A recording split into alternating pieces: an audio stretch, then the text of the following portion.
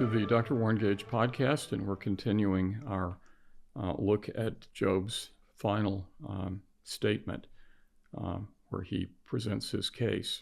And so we've come now to chapter 27, and so we'll take a look at it. It says, Moreover, Job continued his discourse and said, As God lives, who has taken away my justice, and the Almighty, who has made my soul bitter, as long as my breath is in me, and the breath of God in my nostrils, my lips will not speak wickedness, nor my tongue utter deceit.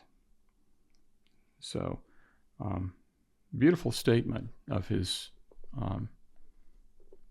loyalty to the Lord in spite of all that's happened to him. He loves God, and I think that is the example that James is probably pointing us to when he says, you've heard of the perseverance of Job. He perseveres in his love of God. That doesn't mean there aren't questions, serious questions that could overthrow faith, a weaker faith. But nonetheless, he says, this is in the form of an oath. As God lives. We're moving now to the final statement, the apology formally, the final argument that Job is presenting.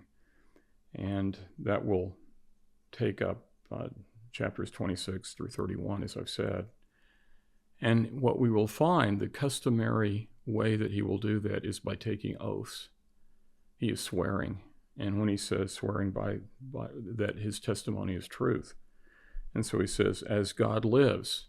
I think sometimes people will say by God, meaning by the truth that only God knows or something. But as God lives, he swears by that. And it's a word that can't be broken because that statement is always and ever true. As God lives, who has taken away my justice. And that's interesting too, isn't it? He has taken away my justice. What does Job mean by that? That statement will be made of Christ himself in Isaiah 53. His justice was taken away. By justice here, I think what they mean is due process. In law, we speak of due process. What is due process? Process is a legal proceeding that's goal is to determine truth and falsehood.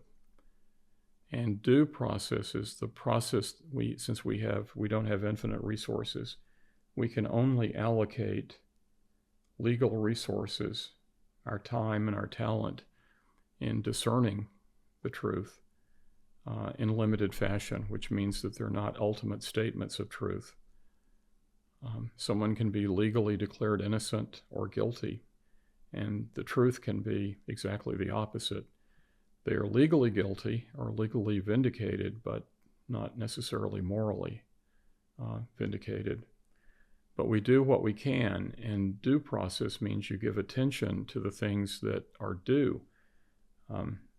Petty theft is not entitled to the same kind of investigative searching and background as capital murder would be.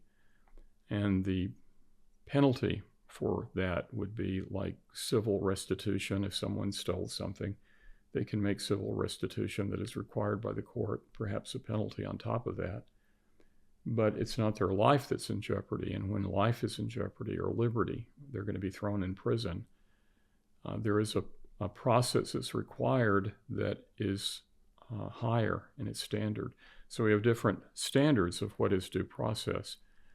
The slightest process is a civil matter. When you sue someone, the standard of proof is different, and that implies that if the higher the standard of proof, the more witnesses, the more investigative time, the more careful we are, because the penalty that can be assessed is more than just a civil restitution of monetary damages, but we can actually, the state has the power to imprison someone or even to take their life. And so we want to be more certain, and therefore we have standards of proof This is all worked out over many centuries. We have standards of proof in English common law. If it's a civil matter, which is the slightest issue, the petty thief, his guilt or innocence is going to be proven by preponderance of the evidence. That's 51 if we're numbering them up to 100. 51 versus 49, that's a preponderance. A slight preponderance, just an ever so slight preponderance, is the way we've indicated in a closely called case where the evidence seems to go both ways. We finally, well, what is the decisive little increment? And that will shift it to a preponderance, and the scales will tip one way or the other. In another case where we're going to take away someone's liberty or life, that's criminal. And so the processes to do there is higher. And so we require a standard of proof that is beyond a reasonable doubt. It doesn't mean that there can't be doubt. You can't have certainty, absolute certainty. In common law jurisprudence, you can use circumstantial evidence. In the Bible, you can't. If you're going to convict someone of murder, you have to have 2 eyewitnesses, 2 or 3. But we require a higher standard. It has to be beyond a reasonable doubt. There has to be an almost certainty that the person is guilty before we would imprison or take their life. We have another standard, clear and convincing. If someone is going to be committed to an institution against their will, that's a higher standard. It's not beyond a reasonable doubt, but it's higher than preponderance. The evidence has to be clear and convincing. All of that is due process. Well, what is the process due for a man when we are going to condemn him as being justly punished for his sin? And that's what they're doing with Job, not realizing that they are incorrect in their assessment of things. God himself has said there is none like him in his righteousness, and all human righteousness is relative, except for Christ, which is absolute. But in any case, what kind of standard of proof would we require? I think understanding things like that help us to understand here, like with Christ, in the context of Isaiah 53, where he laments that the justice that was due him was not given to him. He did not receive due process. The stakes were his crucifixion, his scourging, his torture to death. And so there were bribes that were taken. There was false testimony that was offered. It was all rushed. It was an illegal trial at night. It was all rushed through. And so there was no due process where he could have been justly convicted of sin. It was all political and corruption, and it really condemned the judicial processes of Pilate and the Romans. But the justice that he was due was taken away from him. That was a part of the suffering that was ordained for him. And by that suffering, that unjust suffering, he delivers us, who are truly unjust. And the process is very simple. Do we simply believe him? Which is what Job, which is the issue at stake in the book of Job as well. So it says, as God lives, he takes an oath, and everything he's going to say after this is sworn to. It's the highest form of self-evidence that you can give. Who has taken away my justice? And that's a fact. He has not taken away justice. We can't charge God with injustice, as Job will very quickly come back to reassert. But the justice that is due to him, where he could understand how he was justly convicted of sin, has not been had. And the Almighty, who has made my soul bitter. It's bitter. It's like the waters of Mara. They're bitter. They're water, but they do not sustain life. It's very bitter. As long as my breath is in me, which is about all he has left to hold soul and body together, as long as my breath is in me and the breath of God in my nostrils, and that looks to the original creation of Adam, where God breathed into his nostrils the breath of life. as long as he's acknowledging God as his creator, as long as he has breath, he says, my lips will not speak wickedness, nor my tongue utter deceit. So he's not condemning God of being unjust. He knows he doesn't have the facts that would sustain a due process trial. He doesn't know all things. He knows that God alone knows everything and sees everything from the mountain of the north. Nor shall my tongue utter deceit. So he recognizes that to condemn God for what happens in this world is wickedness and deceit. And he will not participate in that. I think that's a word of caution to us when we charge God unjustly. Far be it from me that I should say you are right. Till I die, I will not put away my integrity from me. He's not going to concede that which is most urgently sought from him. That is a confession. He says, till I die, I will not put away my integrity from me. My righteousness I hold fast, and I will not let go. And I think what that is he clearly knows that mankind is sinful. That's why he made sacrifices for his own children, and I'm sure for himself. He says, my righteousness I will hold fast, I will not let go. That is his righteousness that God himself has affirmed, that relative righteousness among men. So if he is the most righteous among men, then why is he suffering more than all men? My heart shall not reproach me as long as I live. He's not going to concede because that would bring reproach upon him. May my enemy be like the wicked, and he who rises up against me like the unrighteous. For what is the hope of the hypocrite, though he may gain much, if God takes away his life? We strive after gain in this life, as if that's the only game, and as if that game will go on forever. And it doesn't. Some decades ago now, I think,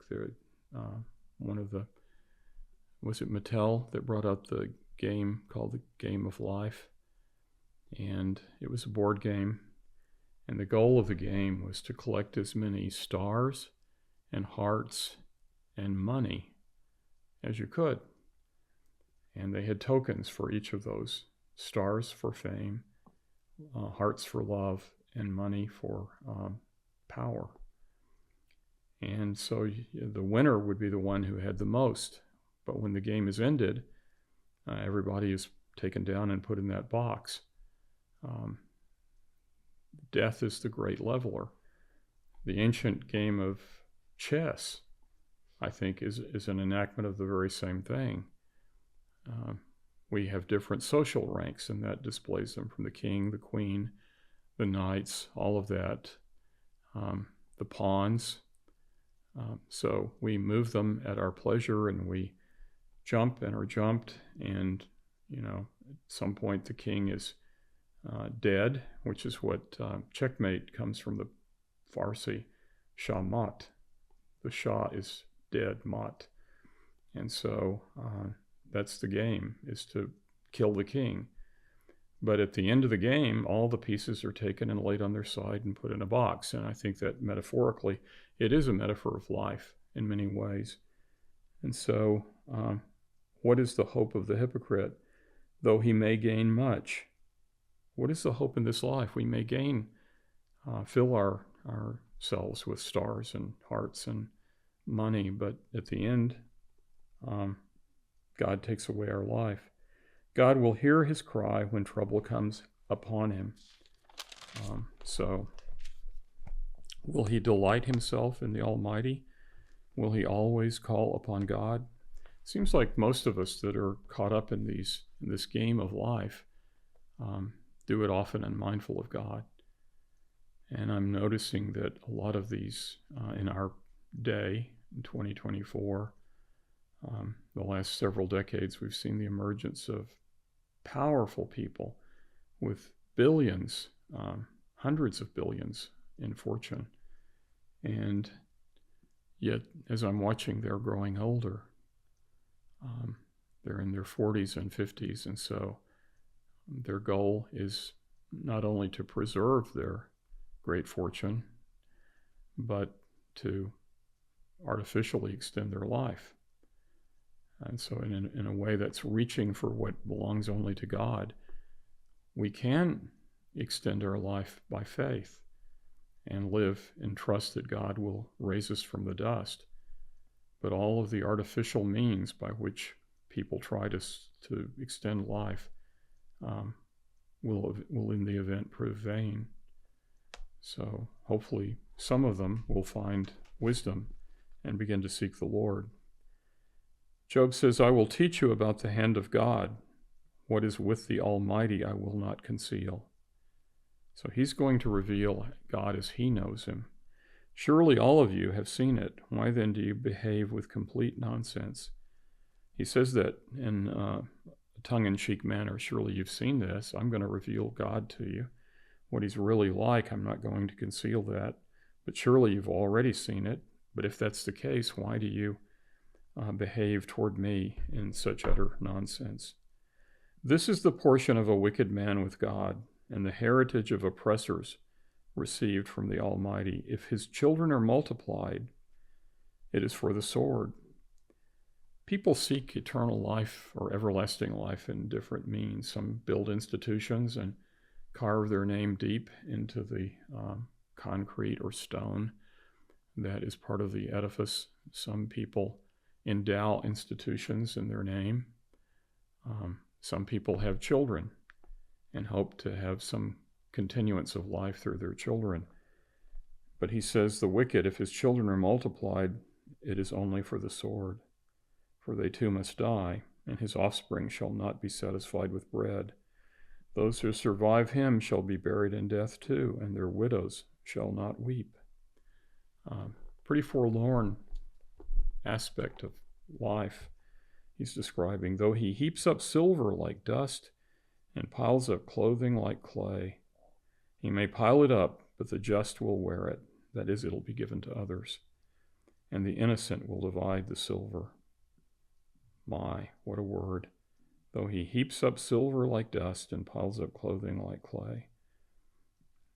Clothing was very valuable in the ancient East. 1/3 of the economy was in spinning and weaving and making all kinds of clothes, dyeing them, things of that sort. 1/3 of the economy. It's a small fraction of it now that we have electric power and industry. So he may pile it up, he says, of the wicked, but the just will wear it, and the innocent will divide the silver. He builds his house like a moth. This is a guess. There is, in the Septuagint, the word here is spider. So he builds his house. I think that probably would make more sense. The moth destroys, but it's not associated with building, but the spider is. He builds a web and with which to catch his prey. But anyway, here he's saying he builds his house like a spider, like a booth which a watchman makes. This booth is like it's a house for the scarecrow in the field. It's a ramshackled little thing in the field, subject to all the winds, and it falls over. That is, it has no firm foundation. The rich man will lie down, but not be gathered up. He opens his eyes, and he is no more. Terrors overtake him like a flood. A tempest steals him away in the night. Those who grow older without faith, I think in many ways grow more desperate. And because the heart of man, Solomon says that God has put eternity in our hearts. And we don't understand. We're afraid of death. We have that survival instinct. We know that it's an interloper, it's a stranger. And so life was not made for death. And so something is wrong. But only God can deliver us from death, and none of our artificial means will be able to do that. So he says, the east wind carries him away, and he is gone. In the Levant, the east wind is the desert wind. It comes off the Jordanian steppe, and it dries up and desiccates all life and everything. When the winds shift off the hot Jordanian desert, everything dries up and dies. when the wind simply shifts and isn't coming off the Mediterranean, the water-laden clouds anymore. The east wind carries him away, and he is gone. Where is he then?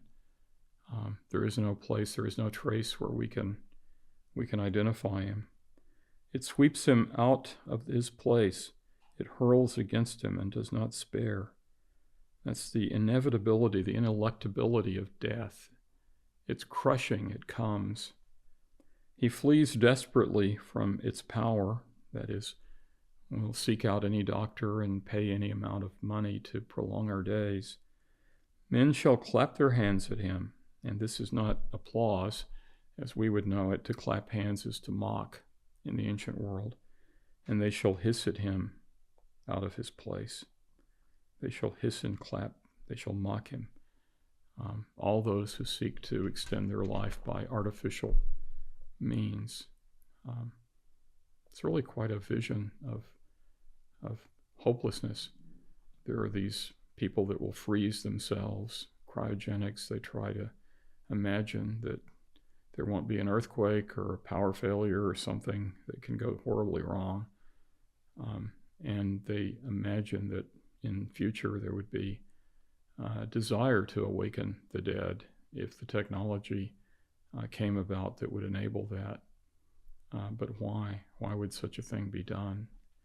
It seems like these are such slender straws to hang on to when we're drowning in the sea of death that's all around us. So